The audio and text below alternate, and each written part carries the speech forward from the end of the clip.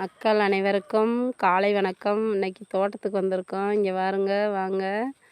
காட்டில் பீன்ஸ் இப்போ எல்லாமே என்ன ஆகுதுன்னா, அணில் வெட்டி எரியுது, குருவி கொத்த ஆரம்பிக்குது. அதனால் குருவிக்கும் அணிலுக்கும் மருந்து போடுறாங்க பார்த்தீங்களா, சாம்பல் அள்ளி எரியிறாங்க. அந்த மாதிரி விவசாயத்தில் எவ்வளோ கஷ்டம் இருக்குதுன்னு பாருங்கள். அந்த கொழுந்தெல்லாம் என்ன பண்ணுதுன்னா வெட்டிட்டு போயிடுது. அந்த அணில் பூவெல்லாம் கடித்து சாப்பிட்ருது. குருவி அந்த இலையெல்லாம் கத்திரிச்சு கத்திரிச்சு கீழே போட்டு போயிடுது. பிஞ்சு பூவெல்லாம் கொத்தி கீழே போட்டுருது. அந்த மாதிரி இருக்குது விவசாயம். மக்கள் நினைக்கிறோம் விவசாயி அப்படின்னா ஈஸியாக நினைக்கிறோம். ஆனால் விவசாயத்துக்கு எவ்வளோ கஷ்டம்னு பாருங்கள். அதை மகசூல் எடுக்கிறதுக்கு எவ்வளோ ஒரு சிரமப்பட்டு அந்த மகசூல் எடுக்கிறாங்கன்னு பாருங்கள்.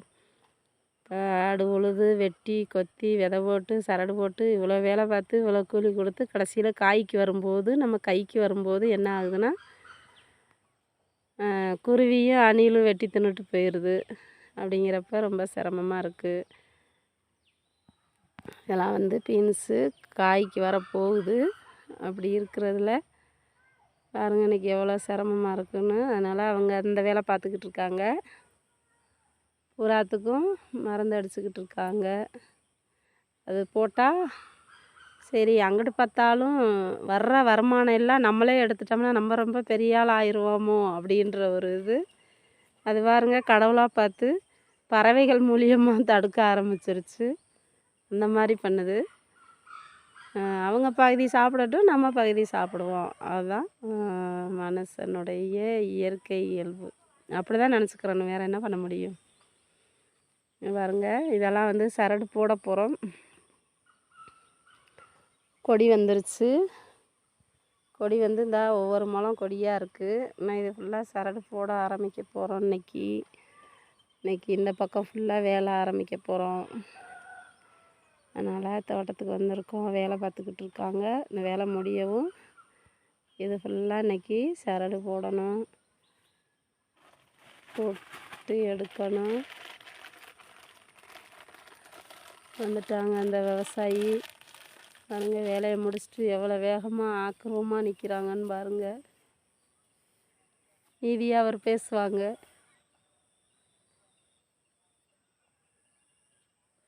காலை வணக்கம். ஒரு விவசாயம் பண்ணுறதுக்கு எவ்வளோ கஷ்டம்னு பாருங்கள்.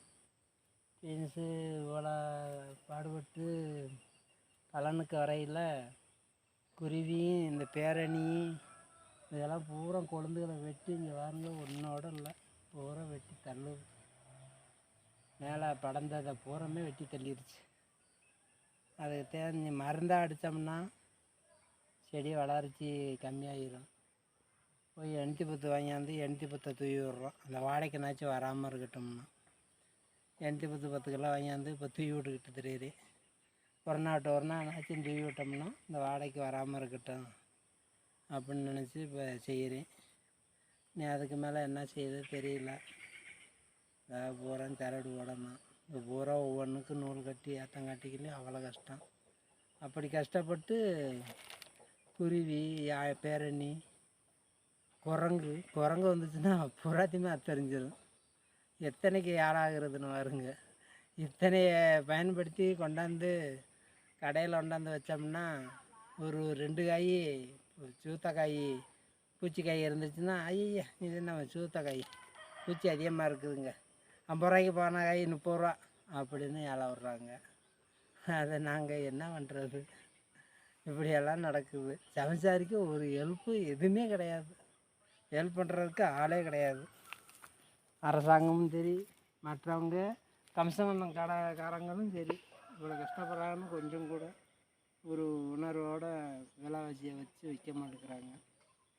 அது நேற்று ஃபுல்லாக களை வெட்டினோம். இன்றைக்கி மழை பெஞ்சிருக்குது. ஏதோ அந்த தண்ணி மாய்ச்சறது மிச்சமாயிருச்சு. அதனால் இன்னைக்கு சரடு ஓட்டோம்னா நான் 10 நாளையில் பந்தலை தொட்டுட்டோம்னா பழையபடி இந்த மாதிரி தான் குருவியை கடிக்கும். இந்த மாதிரி அடிச்சுக்கிட்டே இருக்க வேண்டியது. பாருங்கள். இங்கே பாருங்க, சம்சாரிகளுக்கு ஒரு சப்போர்ட் கிடையாது, விவசாயிக்கு ஒரு சப்போர்ட் இல்லை அப்படின்றத பற்றி அவங்க சொன்னாங்க. அந்த விவசாயி முடிஞ்ச வருதி நாங்கள் பாடுபட்டு கஷ்டப்பட்டு கொண்டு வந்துட்டோம். அந்த மகசூல் எவ்வளோக்கு வருதோ அதன்படி சம்சாரிகளுக்கு இது